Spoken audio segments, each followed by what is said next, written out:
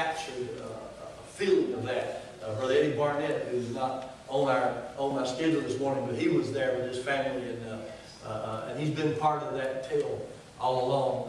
I may have to see where the time goes and ask him to say a word after a while. But it's just been God connecting different ones along the way.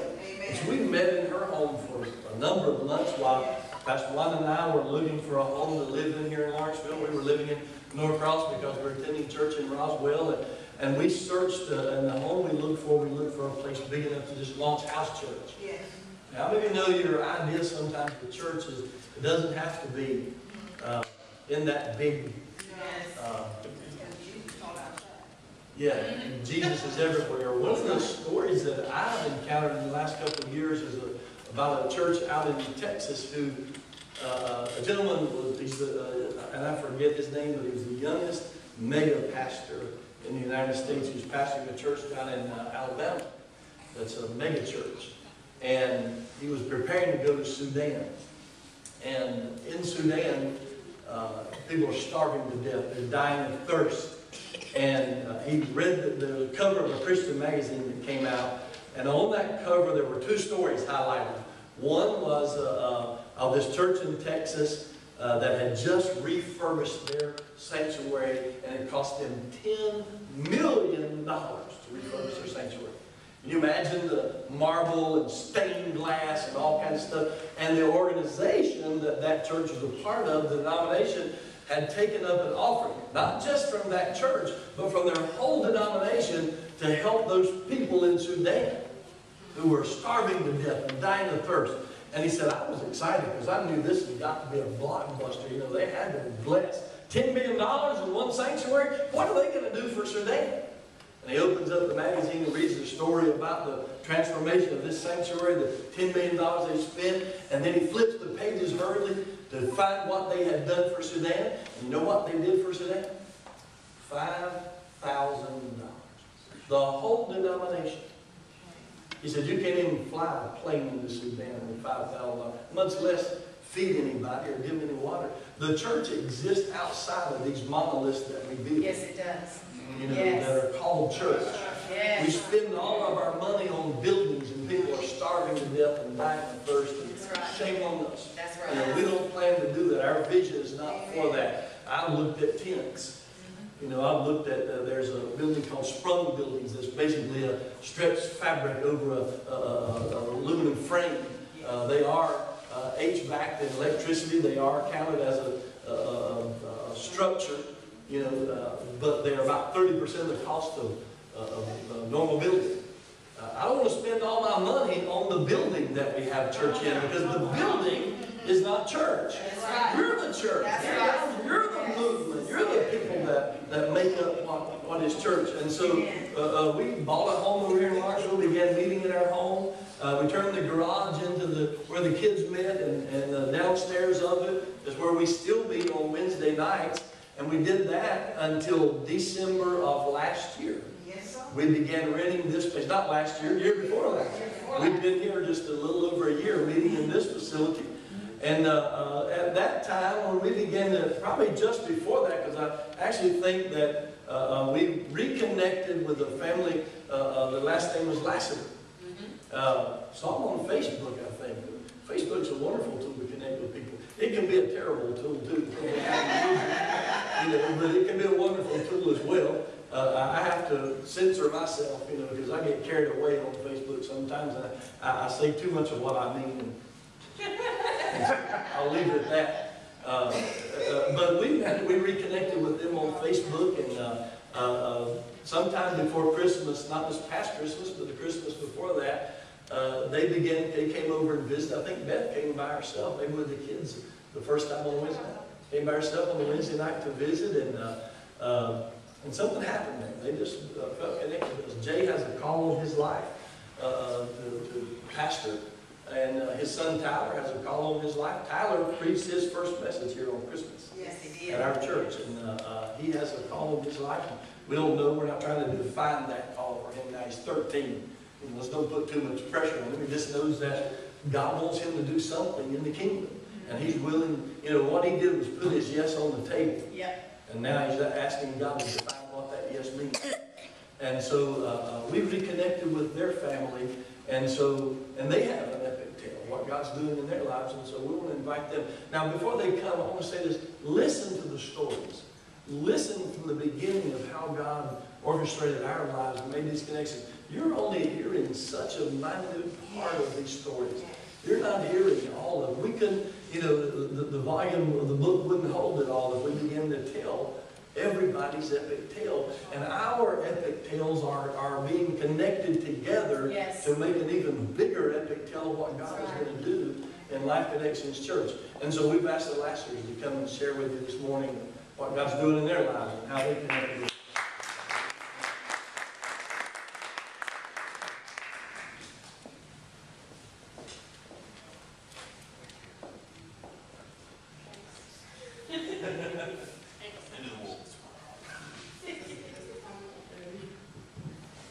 Well, when we reconnected with the Beatties back in December 2 years ago now, we had already gone to a church with them at Cornerstone and Tequila, and then we ended up going over to Monroe where the Brumleys were the youth pastors there. So we had already had all these connections, and Jay was involved with the Beatties over or with Ron at Cornerstone. So we already knew there was this connection there. Well, in December, I was going to have my second back surgery in 6 months. And Pastor Ron came and sat at the hospital. Even though he wasn't our pastor, he had nothing to do with us. Really, he knew us, but that was it. And I told Jay at that point, I was like, no man comes and just sits with somebody when God isn't leading him to do this. I was like, we have to at least go and give it a shot and see what happens. Knowing that God was leading us to come.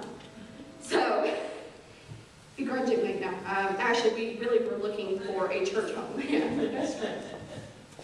But we knew that God led us here. And even after we started coming here, we had a trial. After coming here, our kids all got sick. And with having 4 kids, they just share and share and share and just pass it from one to the other and then back to the first. And so we had missed about a month of church due to everybody being so sick, mainly that little one right there. And they ended up coming over to our house with Bert and Nancy and praying for our kids.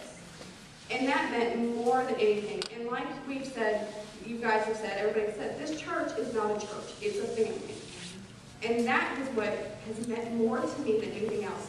It's a godly family, and it's got the fellowship that is talked about in the Bible, of the hands that reach out and just touch and love. This church is based on love and God's love, and not about buildings and how much money we can make. It is about love. Thanks, Mom. I thought I was the one calling the break. I was thinking we needed to do that. I know, it's impressive.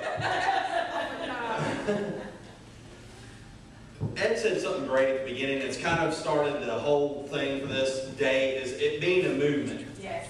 And with the movement, everything goes forward. Yes, it does. And when we had that sickness hit our house, we really wanted to get off.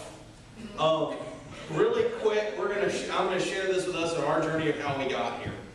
I didn't get saved. I'm 37 years old. I didn't get saved till I was 28. Okay. 2 months after I got saved, I was teaching a Sunday school class, and I was already feeling the call in my life that I needed to go forward. The church we were attending began to set up to where I would be trained to be set up as a minister and go out. It never happened. Roadblock after roadblock, and we ended up kind of floating in the wind, if you will.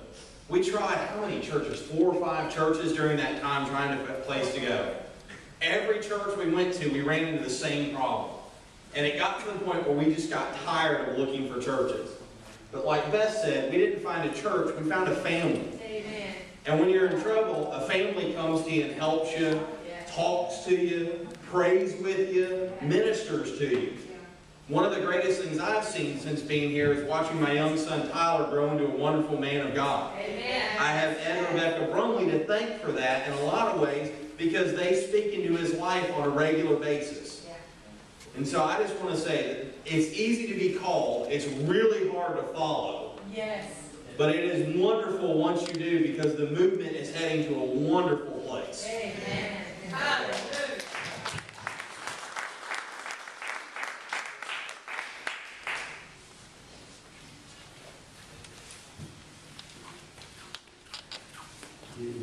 jumped up there like you had something to say. I was just thinking, man, you can see the call of God to preach on his life, because he didn't have no problems laying it out.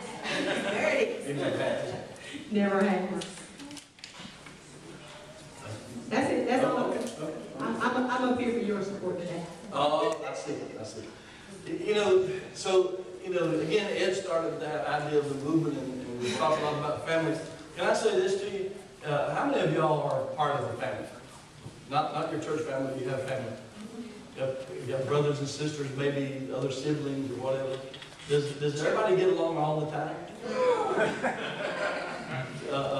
And what's that? Gets along? You know, They get along. in families, you know, there's dysfunction in every family. Yeah. You know, none of us are perfect.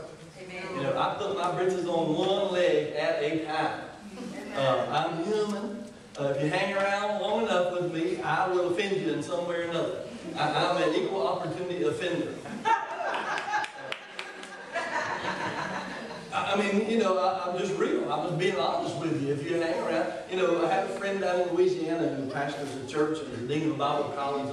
I've shared the analogy with these guys many times. When you're on the ladder with people, climbing, you know, trying to achieve your goals and stuff, that, you know, as a pastor, you know, you'll be viewed as being at the top of the ladder, and you're the only way to achieve higher place in ministry than you know where you're going is either to pull the person off that's in front of you on the ladder or push them up higher. You know, unfortunately, too many times we find ourselves pulling people off the ladder. You know, and that doesn't work. God's not pleased with that. And I said, but the problem with being on the ladder, my friend said, beneath somebody is that you can look up their britchy legs and see that their knees are knobby. And then you have two options. You can either pinch their pants leg closed so nobody else can see that their knees are knobby and push them up a little bit higher, or you can turn around and say, hey, look, pastor's got knobby knees. Around here, we pinch our pants legs closed. That's right. And we push them up high. That's right. You know, nobody in here is perfect. You know, if you are, run next. Get out. Because we will mess you up. Yeah. Or you'll mess us up. You know. Or either come up here and let me cast that lying devil out there. You're lying if you say you're perfect. And so, you know, we just developed a family. You can see the story that God has done in our lives, how He's reconnected people. And sometimes it was connections that started before we ever became life connections, church. And God brought us all together and made those connections. Eddie Barnett, that's sitting back there, who I said was not on the schedule, and he's still not yet. But I met Eddie because he knew Willie Russell, who and he met Willie, I think, through business. Is that right? Willie's a builder. He works for H.J. Russell, and Eddie is a business owner who does. I don't know what all he does. He's a contractor. Is that the best way to describe it? He's a businessman who his company bids on different jobs, and if they get that job, then he starts pulling together the resources to build and do whatever, you know. And so he and his wife had met the Russells, and Willie was at that time becoming a part of the Mission Society family, who I worked for in my secular job. And he brought Eddie to work with him one day to the Mission Society, and I got to meet them over there and shared with them about us starting the church. And Eddie's been with us from the beginning. Actually, been very faithful. Yep. Brother, stand up and say over that. Stand up, everybody.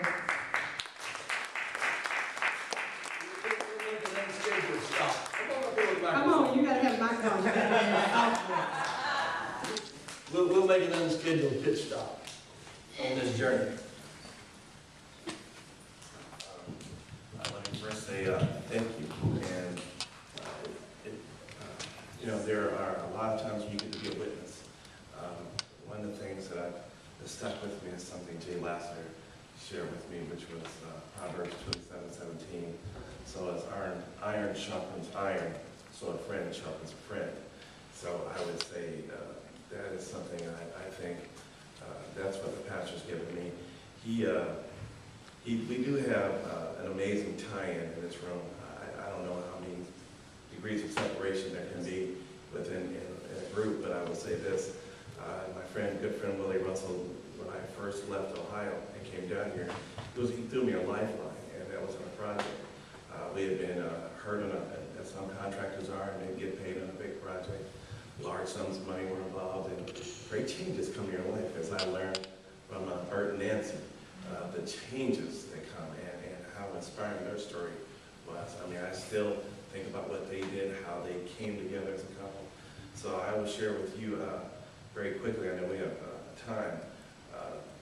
Pastor has helped out. I was with a young lady, Ashley Perry. We mentioned what Bert went through recently. Well, last year, I was a 15-year-old girl. Her name is Ashley Perry. Her father, Lawrence Perry, and I do different things. He's in engineering and the things I do in putting contracts together. And his 15-year-old daughter found out very quickly she needed a heart. And just like it's been said, the pastor came without hesitation to this young lady, and she needed not just a heart in a hurry, she needed it now. Well, the chances of finding a heart. So the first heart they found was found to be cancerous. So the family did a roller coaster. Pastor never wavered. He came out there with Lawrence, and Lawrence was, his family came together, but it was really father and daughter. And finally they did find a heart. It was the heart of a young man. And Ashley's heart was taken out, and yesterday I was with her father, and I just wanted, it was driving me crazy. I talked to her in a long time, and she hasn't been able to blend back in school, but she's going to finish high school this year. But a lot of this is just a testimonial. Just I watched a miracle of Bert's life. Pastor took time with that young lady, and she's healing and healed. Again, it's a process. But, in terms of testimony, Bert and Nancy reached out to me. The pastor has. They personally helped me when I was stumbling. It's not easy. We live in a time where you can't go out and just get a job. You either create it or you find a way to pull yourself up. And so with the pastor's prayers, I've gone from, kind of struggling and doing this to, we're sitting at about $2.8 billion in backlog. So,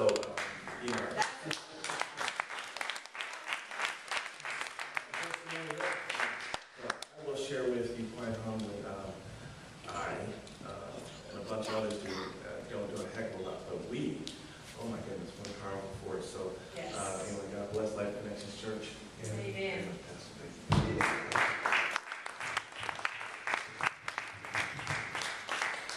I had forgotten about Ashley. They had been, because of her health, they hadn't been associated with church in a long time. And her parents were sitting up at the hospital waiting on their daughter to have a heart transplant, and not a soul with them. And Eddie called and said, they're up at the hospital, Ashley's got to have a heart. And they called and said there's a heart on the way, and they're going to do the transplant within a matter of hours, just a couple of hours. And I said, where are they? And so Juan and I went, and we stayed with them until she came out of surgery. And just sat, and not another soul, not even a family member. Folks, that's what God called you to do. That's right. To be his hands and his feet. That's exactly To right. be, have bowels of compassion. That's right. To get out and help people, to be the face of Jesus Christ. Will they ever come? I've not seen Lawrence or his wife, either one, since that day that I sat at the hospital with them. I saw Ashley on her way into surgery, and I haven't seen her since then. So, I'm not going to sit here and tell you that as a human being, when I go do things like that, there's not a part of me that says, well, maybe they'll come and join the church. Because I'm trying to build the church. So I'm not going to sit here and tell you that I don't have those kind of thoughts sometimes. But that's not what motivates me to go. If you knew me, my wife would tell you years ago in Lincoln, I love hospital visitation. There was a nurse at Lincoln at the hospital there, Alex, that used to call me about once a month and invite me to come and pray. She would have a list of people who did not have clergymen, so we would go up and pray with them, and I won't tell another story about that. But, we just look back over the years and the seasons of our life and see how God began to orchestrate our steps. The Bible says the steps of a good man are ordered of the Lord.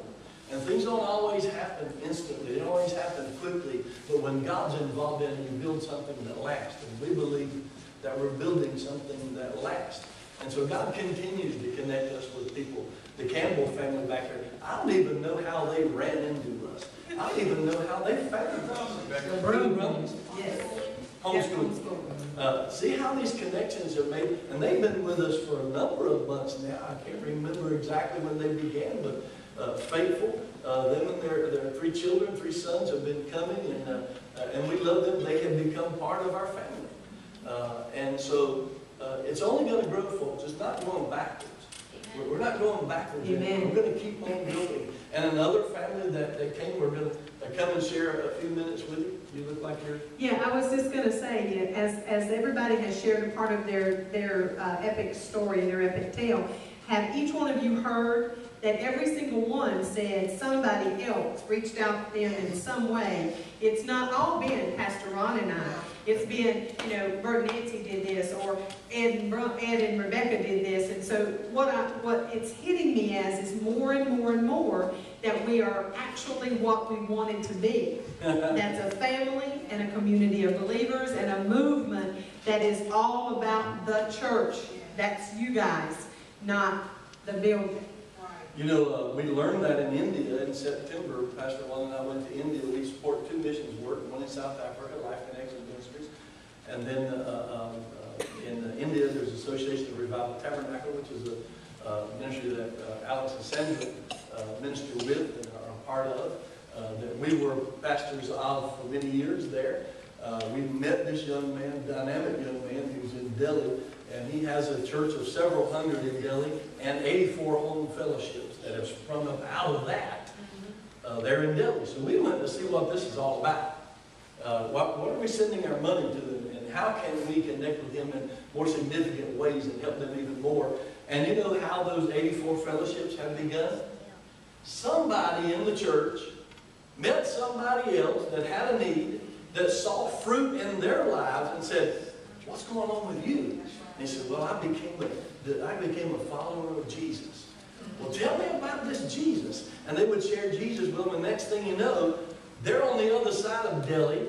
And I don't know how many of you have ever been there, but you ain't going to hop on the bus and make it to the other side of town anytime quick. 16.7 million people, and they're all on the move all the time. All the time. In every mode of transportation you can imagine. Horse carts, 3-wheel propane taxi cabs, huge buses, dump trucks, motorcycles, with 5 people on the motorcycle. I showed Alex and Sandra a picture of a family on a motorcycle, probably about a 250cc motorcycle. Not a big hog, but a little small motorcycle, Mom and Dad, 2 kids jammed in between them, and 1 kid in front of Daddy on the gas tank. Right? I mean, that's the way it is. So they needed fellowship in their area of Delhi, and so they started one under Pastor's direction. But it all happened because somebody shared what was going on in their life, in their community, with people in their community, and they decided that they wanted to be a part of that. And that's how we'll continue to grow. Another family that we got connected with through Sister Nancy there, her job. There's a gentleman who works with her at this organization, Joel Hugg and his family. They were attending a church in Roswell there, and Nancy invited them to come and visit Life Connections, and they did. And that was probably, how many months ago? 11 months. She knows exactly. About 11 months ago. And, they drive from Roswell to come here. And so that's a great sacrifice. I admire their tenacity and their faithfulness. Amen. Joel's running sound for us, and so he has to get here early. And so those of you who live nearby have no excuse for being late to church, because they live in Roswell and have to be here at 9 o'clock to help set up the sound system and everything. So I'll get my little preach in there. That's the pastor, yeah. And so Joel and Lisa are going to come and share a testimony, and I think they have a song as well. And then they have a guest who I want to introduce, that came with you, because I want to say something about that when y'all come. So Joel and Lisa, y'all come and share your testimony.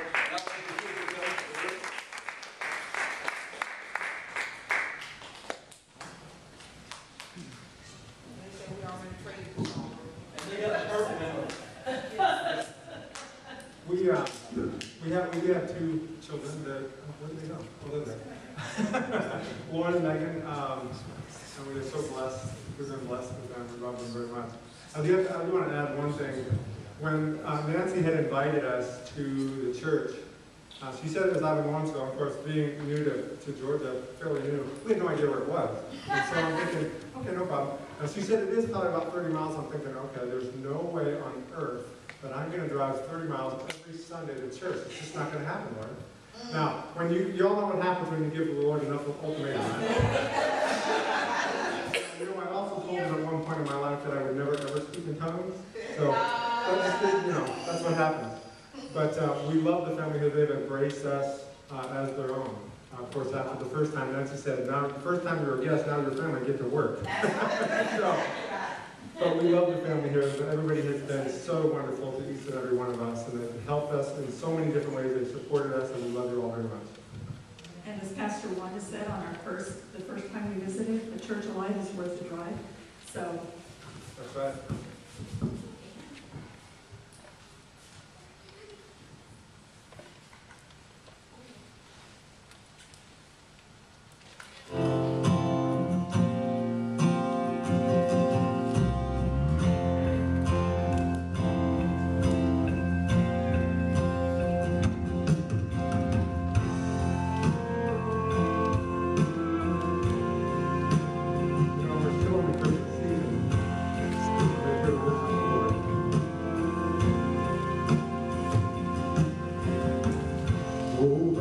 Skies of Bethlehem appeared a star, while angels sang to lowly shepherds. 3 wise men seeking truth, they traveled from afar, hoping to find a child from heaven. And falling on their knees, they bow before the humble Prince of Peace.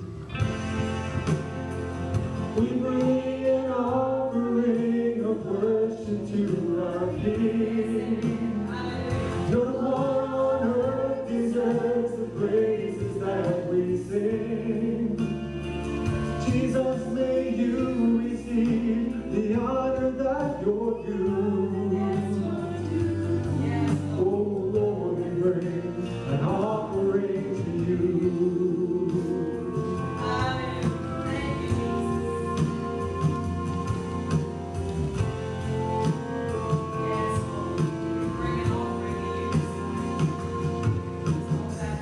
The sun cannot compare to the glory of your love.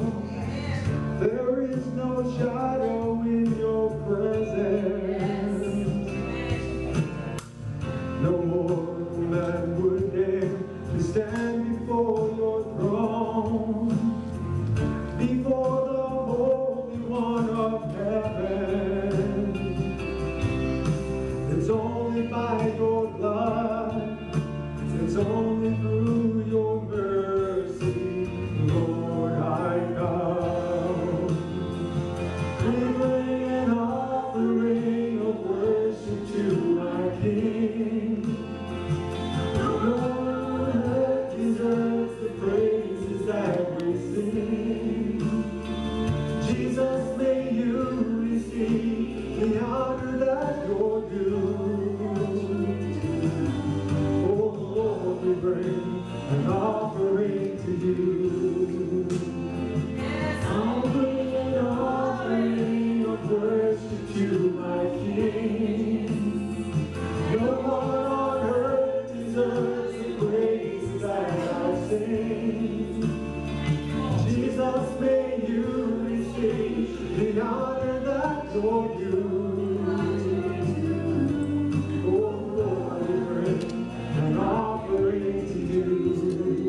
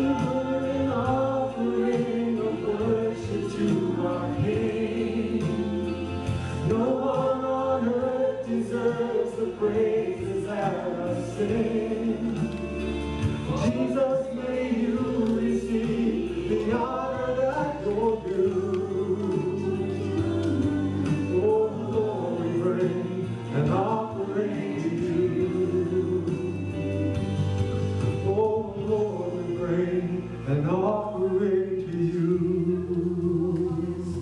Hallelujah. Yes, Lord. Hallelujah. You are holy, Lord. Bring an offering to We come in your presence and we give you, Lord, this gift to you. all that we offer unto you. You brought us a gift that we can never repay. Thank you, Lord. Thank you.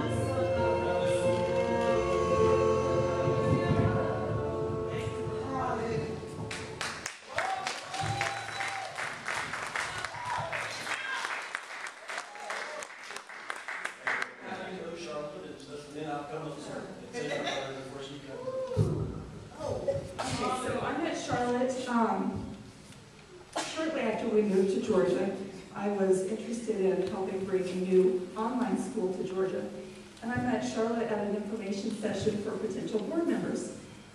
And she shared with me that she was in the process of creating a CD of her work and that she was a Christian artist. And since that time, our friendship has grown, and we still serve on the board for the school together.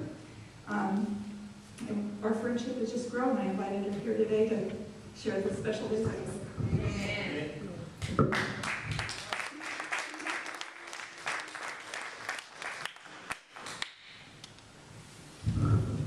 So the reason I wanted to say something about Charlotte before she came up is because we've been talking about connections all day. We've been talking about the name of our church is Life Connections Church. So we want to connect with people, and we want to connect with them for a lifetime. And we want them to be a part of our story. And so here's somebody who's coming for the first time. Now, we're not trying to recruit Charlotte. We're not trying to steal Charlotte. Charlotte probably has her own church that she's involved in.